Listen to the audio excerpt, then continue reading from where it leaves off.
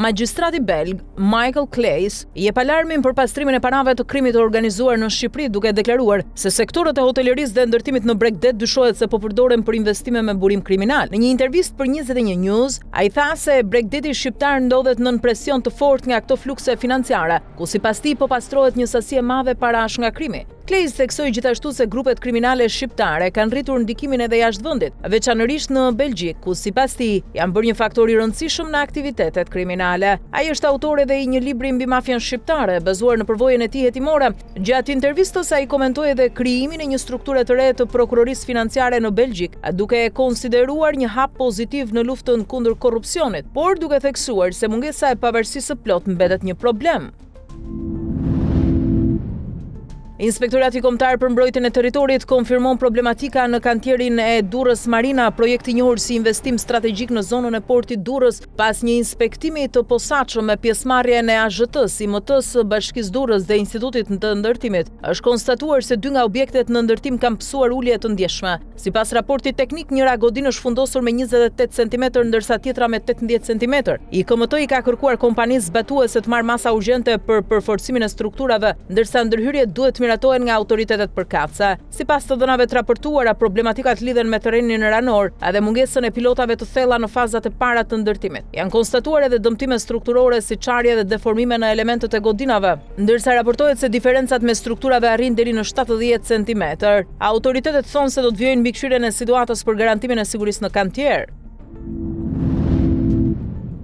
Në gjykatën e posaçme u shqyrtua sot çështja ndaj shkreut të Komisionit të Prokurimit Publik Jonaid Myzyri, ku SPA kërkoi pushimin e hetimeve për akuzën e shkeljes së barazisë në tender. Prokurori Elvin Gokaj deklaroi se nga hetimet nuk u gjetën prova që implikonin Myzyrin apo persona të tjerë të përfshirë në dosje. Në kërkesën për pushim përfshihen edhe disa anëtar të KPP-s. Mbrojtja argumentoi se KPP nuk merr pjesë në zhvillimin e tenderve, por vetëm shqyrton ankesat administrative. Vendimi përfundimtar i gjykatës do të shpallet më 25 maj. Çështja lidhet me një tender të vitit 2020 për mirëmbajtjen e segmenteve rrugore me vlerë rreth 2.2 milionë euro, ku SPA kishte ngritur dyshime për favorizim të një bashkimi operatorësh fitues. Myzyri më herët është liruar nga masa e pezullimit nga detyra dhe mban vetëm detyrimin për paraqitje. Një dëshmitar okular rrëfeu sot në gjykatën e posaçme momentet e atentatit ndaj Kujtim Metës në Lushnjë. Ngjarja ndodhur më 20 prill 2022. Ai tregoi se ndodhej në një lokal pranë stacionit të trenit bashkë me vëllain kur personat armatosur sulmuan Metën. Sipas dëshmisë, ai pa vetëm një person me maskë dhe syze, ndërsa më pas dëgjoi thirrjet për ndihmë. Dëshmitari tha se së bashku me vëllain dhe pronarin e lokalit e transportuan Metën drejt spitalit, ndërsa vëllai i tij mbeti traumatizuar nga ngjarja. Ai deklaroi gjithashtu se Metën e kishte fshinj dhe se atentati ndodhi vetëm pak minuta pasi viktima ishte ulur në lokal. Ndërkohë, bashkëpunëtori i drejtësisë Artan Tafani ka pranuar autorsinë e atentatit, duke pretenduar se urdhrin e kishte marrë nga Alaert Haxhiu. Babai i reperit Noizi, Bashkim Rajku, dhe motra e tij u paraqitën sot në gjykatën e posaçme si dëshmitar në procesin ndaj shkreut të bandës së Lushnjës Alaert Haxhiu. Ata janë mes rreth 60 dëshmitarëve të thirrur nga mbrojtja në një çështje ku Haxhiu po gjykohet për një sër krimesh të rënda, përfshirë vrasje, atentate dhe shpërthime me tritol. Në një seancë të mëparshme ka qenë i pranishëm edhe vetë raperi Noizi. Çështja lidhet edhe me vendosjen e tritolit në lokalin e reperit në qershor 2022. Ngjarje që sipas hetimeve dyshohet se është organizuar nga grupi i Haxhiut, ku përmenden edhe disa persona të tjerë të përfshirë në dosje.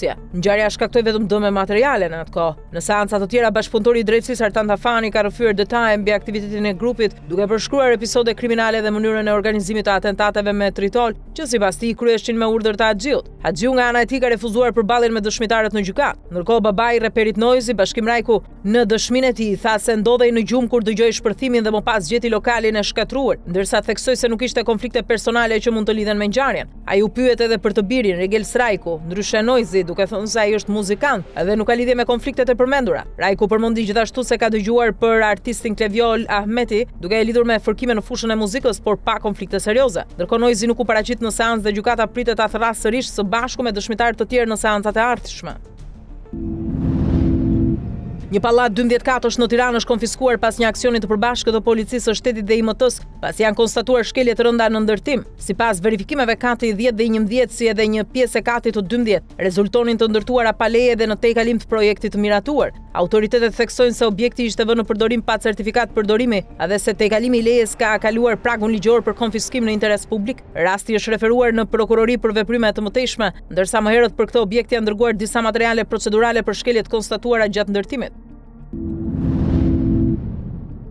Gjykata e Sarandës ka vendosur sekuestro preventive ndaj një kati të dyshuar si ndërtim pa leje mbi Hotel Oasis në rrugën Butrinti. Bëhet fjalë për një strukturë të re të ngritur mbi terracën e hotelit 6 katësh, me përmasa rreth 23 metra të gjatë dhe 13 metra të gjerë. Kërkesa u paraqit nga Prokuroria e Sarandës dhe u pranua më 12 maj. Sipas dokumenteve zyrtare, objekti figuron në pronësi të Alqi Papës. Pas vendimit, prokuroria Silvana Belishta urdhëroi ekzekutimin e menjëhershëm të sekuestrimit nga Agjencia e Administrimit të Pasurive të Sekuestruara dhe të Konfiskuara në bashkëpunim me Agjencinë e Mbikëqyrjes Policore. Kirurgu Nikola Nunka i arrestuar pas një kallëzimi për ngacmim seksual ndaj një 21 vjeçareje, është shtruar në spitalin e Korçës për shkak të problemeve shëndetësore. Sipas burimeve, ai ka shfaqur shqetësime kardiake në komisariat dhe është transportuar me urgjencë për ndihmë mjekësore. Pas ekzaminimeve, mjekët kanë konstatuar probleme me zemrën dhe kanë vendosur ta mbajnë në kujdes të vazhdueshëm. Ndërkohë, gjykata pritet të vendosë nëse masa e sigurisë do të zhvillohet në ambientet e spitalit. Ngjarja lidhet me një kallëzim të bërë nga një 21 vjeçare e cila pretendon se gjatë një ndërhyrje mjekësore për apandesit është ngacmuar seksualisht nga kirurgu. Policia ka marrë dëshminë e saj dhe e ka nisur hetimet. Mjeku rezulton gjithashtu i dënuar më herët për korrupsion pasiv në vitin 2014. Një 42 vjeçar ka mbetur i plagosur me thik pas një konflikti të ndodhur në lagje nr. 1 të Sarandës. I plagosuri Olsi Muçodemi u transportua me urgjencë në spital ku sipas mjekëve ka marrë plag në zonën e gjoksit, por ndodhet jashtë rrezikut për jetën. Rrethanat e konfliktit mbeten ende të paqarta, ndërsa policia ka nisur hetimet për identifikimin dhe kapjen e autorit të ngjarjes së sotme. Pas gati 30 vitesh në arrati, autoritetet amerikane kanë arrestuar në Ohio shqiptarin Sokol Hoxha, i dënuar për disa vrasje të kryera në Shqipëri dhe Belgjik në vitin 97. Ai akuzohet për vrasjen e 2 vëllezërve Banaj në Patos dhe të Brunilda Dervishit në Bruksel, krim që dyshohet se lidhej me prostitucionin. Pas krimeve, Hoxha u arratis fillimisht në Greqi, më pas në Belgjik e Britaninë e Madhe me dokumente false kosovare, përpara se të zhvendosej në SBA ku jetoi për vite me identitet tjetër. Hetimet ndërkombëtare mes autoriteteve shqiptare, belge, britanike dhe amerikane çuan në identifikimin e tij përmes gjurmëve të gishtrinjve dhe fotografive të vjetra. Tashmë SBA po shqyrton ekstradimin e 52 vjeçarit drejt Shqipërisë ose Belgjikës ku e presin dënime për vrasje. Garda civile spanjolle ka goditur një grup të dyshuar kriminal në Valencia, duke arrestuar 4 persona pas zbulimit të një plantacioni me mbi 1000 bim kanabisi në një fermë. Gjatë operacionit u sekuestruan edhe rreth 30 kg substanca anestezike e përdorur për përzierjen e kokainës si edhe pajisje të shumta për kultivim droge.